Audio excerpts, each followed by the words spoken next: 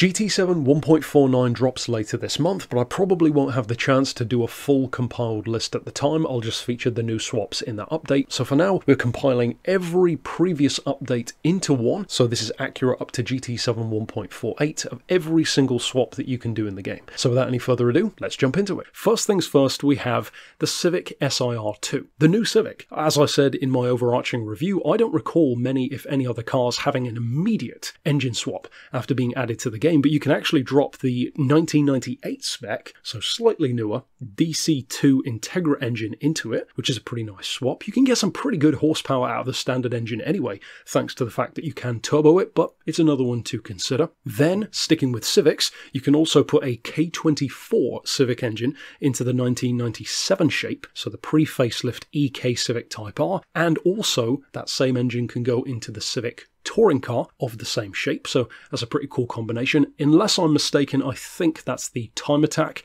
Civic engine. I believe it is. It looks right on horsepower at least, and that keeps going because that is the main theme of this bunch of five. 4 out of them are that K24 engine. The next one, speaking of Integras though, is one.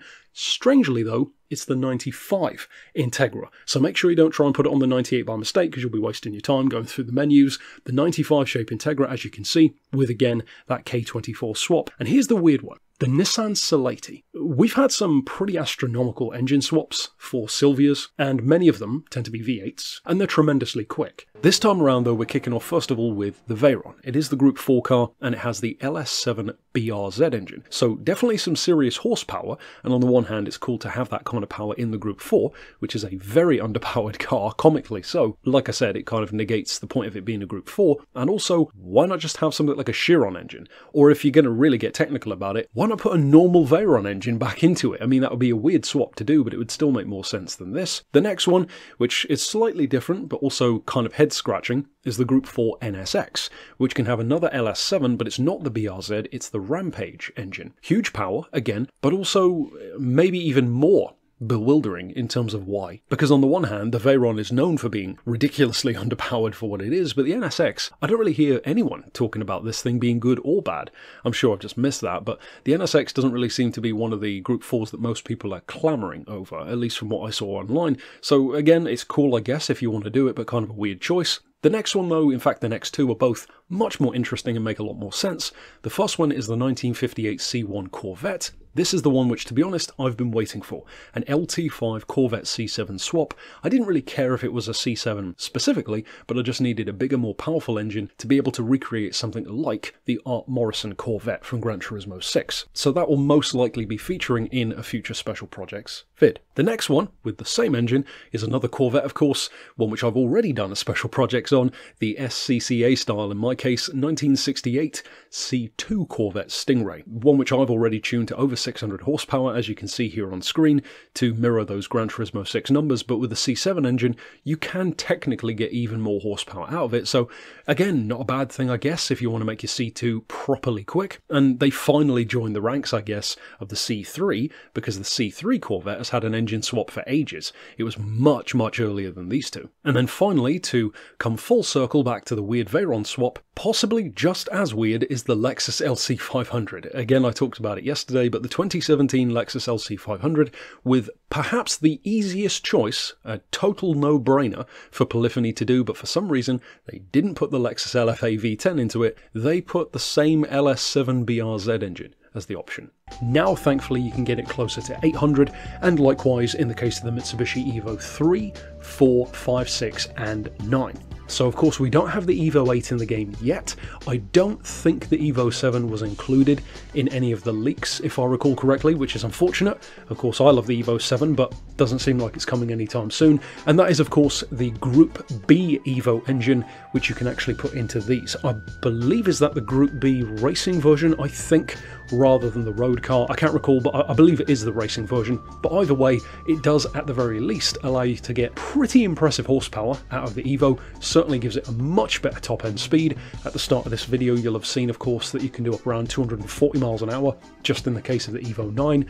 So that's not bad, of course, if you wanted to use your Evo as more of a top-end machine, and certainly as more of a powerhouse, maybe a drag build. Ultimately, it's not as interesting as many of the other engine swap mixes that we tend to have, but at the same time, the reason why this doesn't bother me as much as usual is because if you think about it, this is kind of what we are already getting in terms of engine swaps. It's just that we don't usually have all 5 at once. Is of course another version of the R35, this time the 2017 GTR Premium.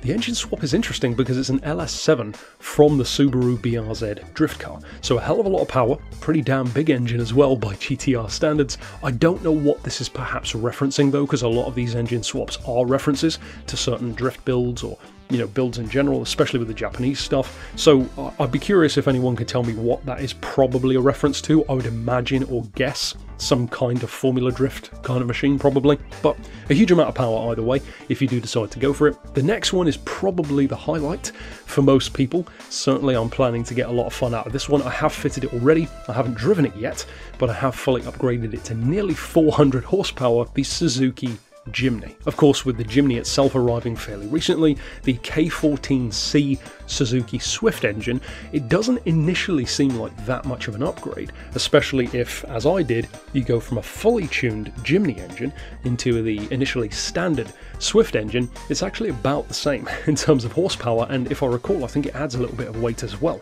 So once you upgrade it, of course, that's where the real difference comes in. And in fact, it almost feels like a mini version of the Mitsubishi Rally Raid cars that we used to have in this series, which I know definitely had their fans. Following on from that, we have a trio of Toyota motor swaps. First up for the GR Corolla, kind of a strange choice of swap though, a 2JZ engine.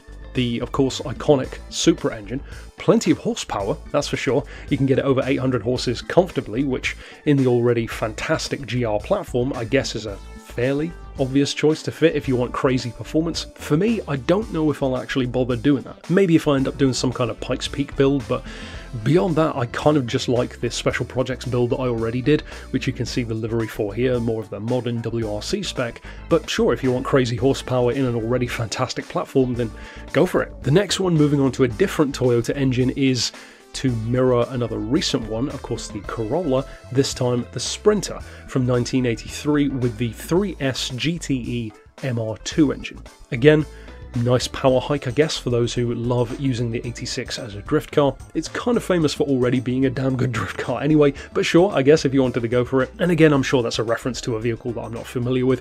And to round out this selection of 5 motor swaps, we're returning once again to the coveted world of the 2JZ swap with another Supra. This time, the late 80s Supra finally has that motor swap, the 1988 shape in particular, with the 2JZ GTE Supra engine. So once again, an 800 horsepower plus monster. First up, we have the 1968 Dodge Charger, of course added not that long ago itself.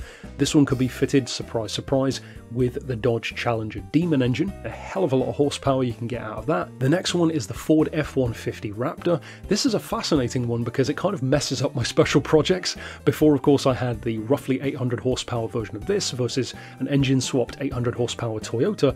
Now though, this one definitely swings in the Ford's favour again because you can put the 351 Maverick Windsor engine in there with a hell of a lot more horsepower. So you could turn it from being like a rally raid truck into more of a Pikes Peak truck. Next up, we have the also fairly recent RCR Time Attack Civic. I know this was one that certain people were really hoping for a swap for. If you already thought it had understeer and torque steer, well, it's got a lot more now, no doubt, with this newer engine, the HR414E from the Honda NSX race car. An appropriately cool engine for a stripped out track day special. Next up, this one is a fascinating swap, a really cool throwback to the initial intentions of the Jaguar XJ220. For those who don't know, it was originally supposed to have four-wheel drive and a V12. Of course, by the time it reached production, it had rear-wheel drive and an MG Metro rally car engine, a V6. Now, though, you can drop the Le Mans winning, in fact, 1988 or so XJR9 V12. So not only is it appropriate in terms of cylinders, but it's appropriate in terms of the time period also. A hell of an engine. It is pretty expensive though, but a nice alternative to something like the R92CP engine, which we've had quite a few of, and of course the ever popular 787B swaps. Next up, we have a swap already for the Mercedes 190E, the M159 from the 2020 shape AMG GT3 car. Pretty fascinating engine swap. I guess you could maybe detune it and have yourself a nice little evolution version of the DTM replica that I did. You can see the livery for that one here in the video. Next up, surprise, surprise, we have the Nismo 400R. Of course, we were going to be able to swap it. You can actually drop the VR38DETT, of course, GTR Nismo engine. I'm sure plenty of people will be doing that. Personally though, I think I might leave the standard engine in there. It's a bit more of a specialty car and I might leave it that way. The next pair are actually quite fascinating because if you're not meticulous, you might actually miss a pretty cool little nugget here. And that is that we have a pair of new Supra swaps for the 2019 GR Supra and the 2020 GR Supra. But where things get juicy is it's not the same engine. You can put into the 2019 model the 2JZ engine, classic Supra stuff, but then in the newer one, you can put the 1LR GUE engine, aka the Lexus LFA V10. So a hell of a different approach to a 2JZ, and it means that if you do have both Supras, you could build two radically different approaches to maybe a drift car and a speed car, maybe a track day car, or some kind of racing replica. Next up though, we have the highlight. This is the one I've been hoping for so long. I'm so happy to see it. I featured it in the thumbnail. The Alphard finally has an engine swap, and what an engine it is. I couldn't have probably asked for a more perfect engine for someone like me who adores the Renault Espace F1 so much. It's not a Renault, it's still not as powerful, it's still not as light, and it's certainly not as quick, but at least it's close to it in spirit. The 1LR GUE LFA engine. I've already tuned up one of these because of course I have. I took what I'd already done for the track day build, I've even got the same livery still on it, tuned it up to full power, dropped it to like, what is it, 1450, 1500 kilos, something like that, took it around Suzuka, did like a just over 2-minute lap. It's like a 2-minute 5-second lap, which for a minivan is pretty rapid and it's so much fun and it sounds ballistic. On the one hand, it makes me want an Espace even more because imagine how crazy that would be, but for now, it's very, very cool to finally be able to take this admittedly memeable car and put it into a whole new level of awesome. And last, but definitely not least, in fact for some people, maybe even your favourite of all of these, the A86 Corolla. With the fixed headlights, not the pop-up model of course, with a 3S GTE engine from the Toyota MR2. Interesting choice. First of all, have the C7 Corvette Group 3 road version, which can be fitted with the LS7 Rampage engine. Then sticking with Corvettes, we have the 2009 ZR1, that's the C6 generation, already a seriously quick car.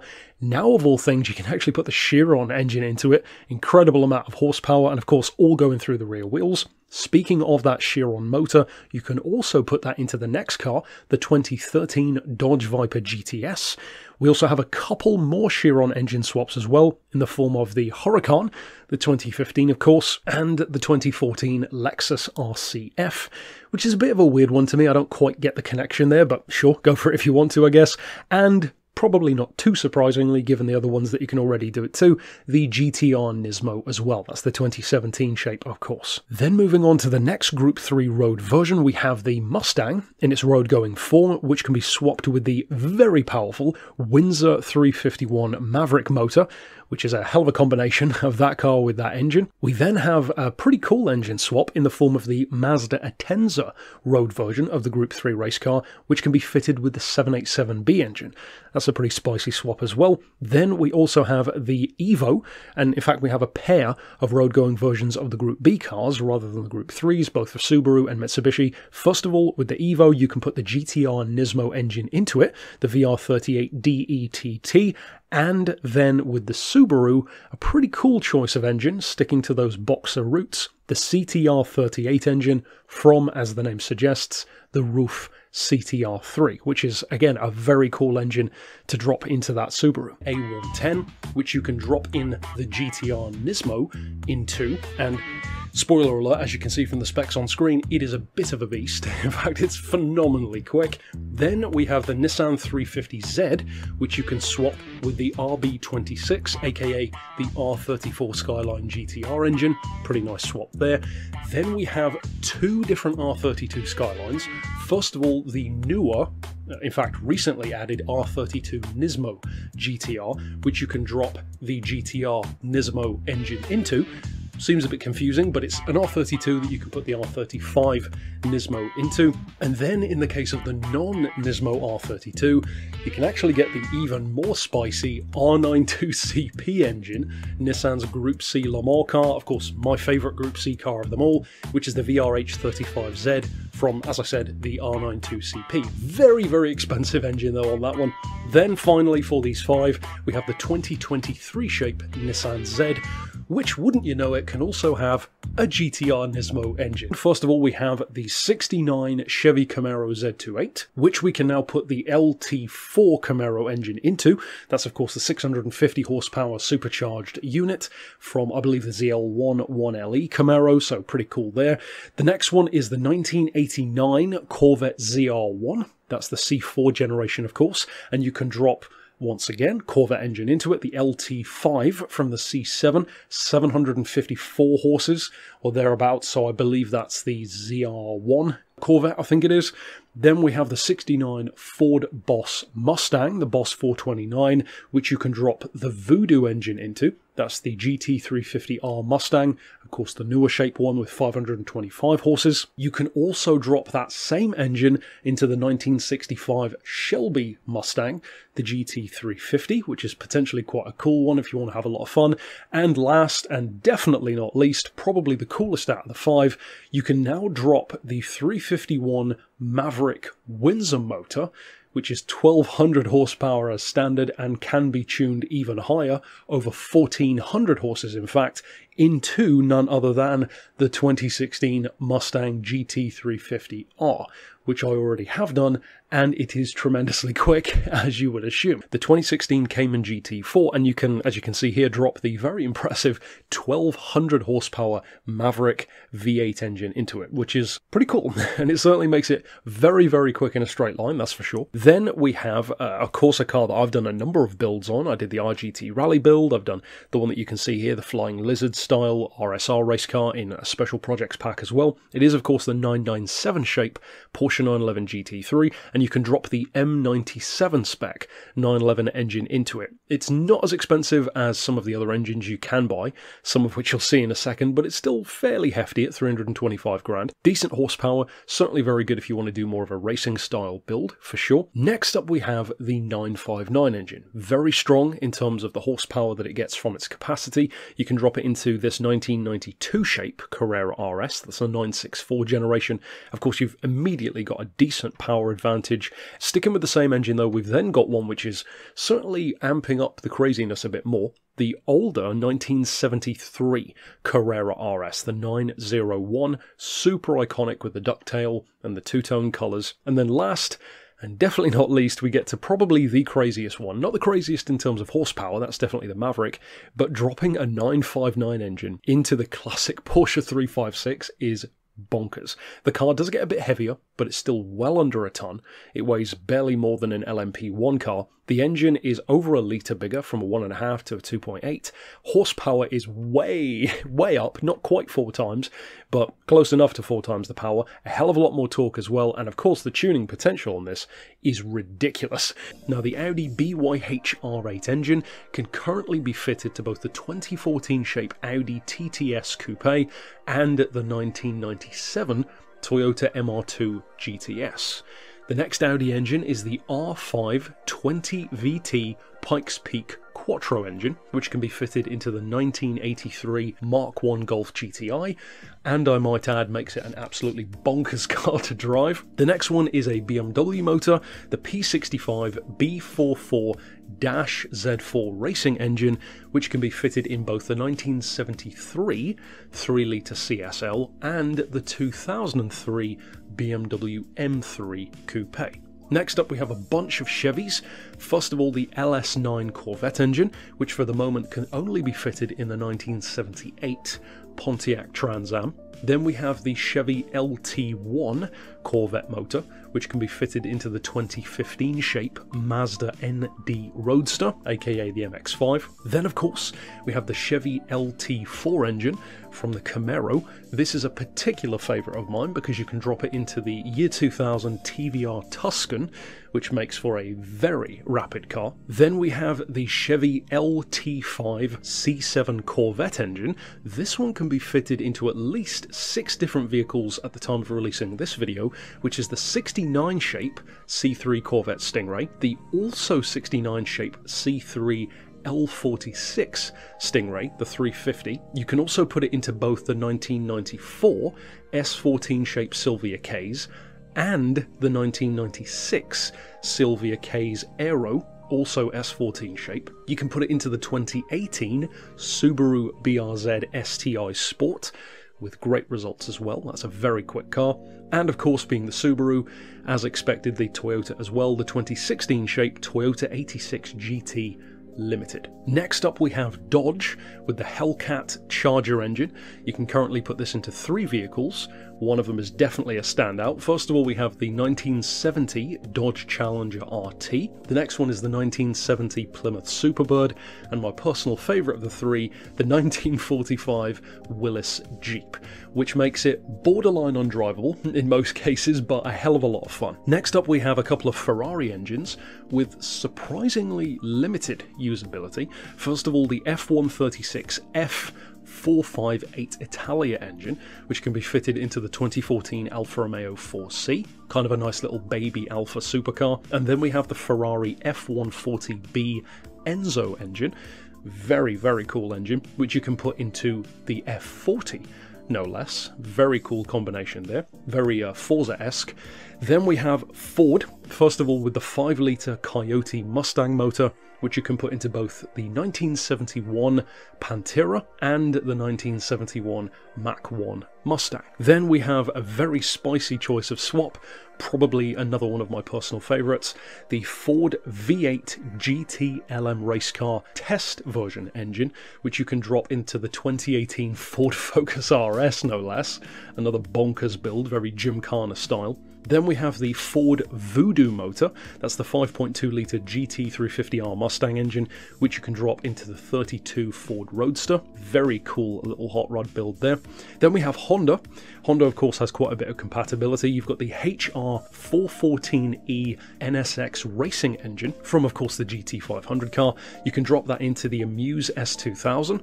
Pretty spicy swap there. You can drop it into both the 1992 and 2002 Type R NSXs, and interestingly, this is a bit of a weird one, in one of the rare occasions where it's technically a downgrade in terms of stock power, the 2017 Subaru BRZ drift car. Curious choice, but you might want to do that if you want to turn it into more of a race car build, I guess. Then we have another engine which, at least for me personally, I tend to win a lot, the K20C1 2020 shape Civic Type R engine, also of course from Honda. You can put this one into a few different cars with interesting results. You can put it into the 1970 Abarth 595 SS, of course the sporty little Fiat 500 basically. You can put it into the 1991 Honda Beat, that one's pretty cool. You can put it into the 1998 EK Civic Type R and the 1998 DC2 Integra Type R, both pretty cool for some racing or track day builds, and probably my favourite of this particular engine swap, the 1965 Mini Cooper S,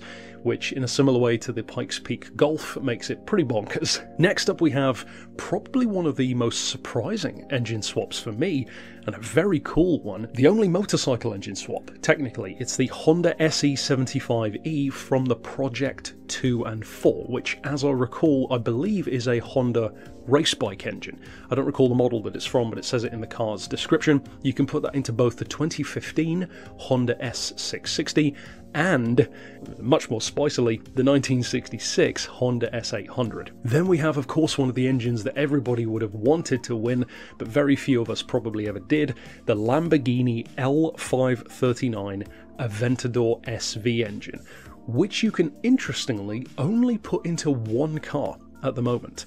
An interesting choice of car as well, the 1988 25th anniversary Countach. kind of a strange one. I would have thought it would have been more than just that, if not something else entirely, but for now, that's the option. Next up we have Lexus with the Racing SC430 engine. That's the 3UZ FE from, of course, another Super GT car. You can put that into both the 2013 shape Toyota Crown Athlete and the 2019 shape Toyota Tundra pickup, which of course those who follow special projects will probably remember that build. Next up we have Mazda, and of course with Mazda you're hoping for some rotary action, and that's exactly what you're going to get. First up with the RX-7 engine, a 13B REW. You can put this into both the 1989 Unos Roadster NA special package, in other words the old school MX-5, and the 1991 shape Suzuki Cappuccino, which I have already done, and it is one hell of an engine swap. You can get the little Cappuccino up around 260 miles an hour, which is a whole lot of fun. Then of course we have probably the most coveted and most badass engine swap of them all, certainly the most expensive, the Mazda 787B engine, the R26B quad-rotor monster. Interestingly, I didn't realise this new addition, but you can drop that engine into the 2019 Mazda 3X, the Burgundy selection, which is a pretty awesome combination, definitely a nod towards the Pikes Peak Mazda 3, of course. You can also put it into the 1990 FC shape RX-7 GTX. As of course all of us would hope for, you can indeed drop it into the 2002 FD RX-7, that's the Spirit R in particular, and one of my personal favourites again, the 2012 shape Mazda RX-8. Now though we move into Nissan, and of course, although Porsche have seen a lot of favour with Gran Turismo in recent years, Nissan was always one of their favourites and very much bedfellows. First of all we have the Nissan LZ20B Skyline motor, which you can drop into the Gredi Fugu Z. You can drop it into two of the classic Skylines, both the 1973 2000 GTR, that's the KPGC 110, and the 1970 shape Skyline, the KPGC 10, which is the quote-unquote hardtop GTR as they call it. Then we have the Nissan SR20 DET S15 Silvia motor, which you can put into both the 1990 shape Silvia Ks, that's the S13 generation, Dia Selection, and the classic Fairlady Z 432 from 1969. Then we have the Nissan VK45DE GTR engine, which you can put into the 2008 Fairlady Z, that's a Z34, or as those of us in the UK and I'm sure other places call it, the 370Z. Then we have an engine which I actually haven't tried yet, I don't think, and I'm really looking forward to it, the Nissan VRH35Z from none other than my personal favourite Group C car, the R92CP, which you can put, interestingly, into a pair of Skylines, no less, the R33 V-Spec from 1997, and of course the R34 Spec 2 NER from 2002. Then of course we have a very famous engine from Nissan again, the VR38 DETT GTR Nismo engine. I feel like plenty of us have probably won this engine. This one is definitely one of my favourite swaps in the game and makes for a crazy car because you can drop that into the 1991 Lancia Delta. And that thing is a beast. You can put it into the 1996 180SX Type X as well. You can put it into the 1998 Nissan 300ZX, which makes for a very quick car on Route X, and one of the ones that definitely needs to come with an asterisk, and that is the S15 touring car. Very curious to be able to engine swap an actual race car. But the thing that you do need to note is, as tempting as that sounds, it immediately makes the car ineligible for balance of performance. So use it wisely, or at least have two of them. The next one is a pretty curious swap. A Pagani engine, of all things, which in other words means basically a Mercedes engine, a Pagani M158 AMG Huayra motor, which you can put into none other than the 1997 Supra from Toyota, the Supra RZ A80 shape, which of course is a pretty nice nod to the top secret Supra with the V12 engine at the time. Then we move into some, of course, spicy engines, and these were some of the ones which I never won, even with the engine swap exploit that we had ages ago, the Porsche motors. First up we have the Porsche M64 911/03 911 engine. You can put that into both the 1966 Beetle and the 1962 Samba bus, both of which are very spicy swaps. Then we also have the Porsche M97-80 911 engine, which you can put into both the 1981 911 Turbo and the 2016 GT3 RS. We then have the Roadster Shop Rampage engine, LS7, of course a Chevy motor technically. You can put that into the Amuse 380 RS Superleggera. That's a pretty interesting one. You can put it into the DeLorean, of all things, from 2004, which I've heard great things from many people in terms of it being one of their favourites. You can put it into the 1971 Fairlady 240ZG, that's the HS30 shape. And interestingly, you can actually drop it into the RE Amamiya RX-7, which is a curious one. Then we have, for me, definitely another one of the far less expected swaps, the roof motor from the CTR3. It's a CTR38 engine, which you can put into a 911, not too surprisingly, but a 1995 shape 993 Carrera RS. Pretty curious swap, that one. Then we have the Subaru LS7 BRZ engine. Of course, again, technically a Chevy motor from the drift car, and you can drop that into the S13 Silvia, the Silvia Qs from 1988. And any who have followed my speed builds will know that that car is a formidable opponent. It's incredibly quick. Then we have, of course, another one of the coolest engines up there with the 787B and the Aventador, the Escudo engine. I feel like you could play the game forever and never win that engine in most cases, but it's the H25A Escudo motor. You can put that into two different Mitsubishis at the moment. I have my fingers crossed like crazy to be able to put an engine like this into the Toyota Alphard, but for now you can only put it into the 1991 Mitsubishi GTO Twin Turbo and the 2015 Mitsubishi Evo 10 Final Edition. That one sounds like an incredible proposition, an 1100 horsepower Pikes Peak style Evo, but trust me when I say, just like the Escudo itself, this engine comes with a hell of a lot of turbo lag. Next up we have a really interesting one, another Suzuki motor, but the V8 from the Group 3 Vision GT car. Very curious choice of engine there. You can put it into, just as curiously, the Alfa Romeo 4C Group 3 road car for some weird reason. You can put it into the 1989 BMW M3, the E30 shape. That's quite an interesting one, potentially quite a nice drift build there. And the 2015 Subaru BRZ S. And of course, we've left the best until last. Well, not really, but if you ask the internet, it certainly is.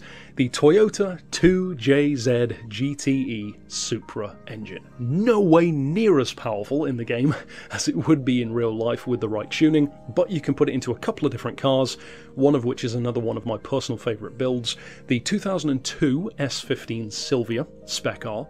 You can put it into both the 2021 shape Subaru BRZ S and the Toyota GR86 RZ, and the one which I find the most interesting with this engine, especially fully tuned at 777 horsepower, the GR Yaris from 2020. But that's it overall for this particular rundown. Of course, I'll see you next time with more, and for now, as always, thanks for watching.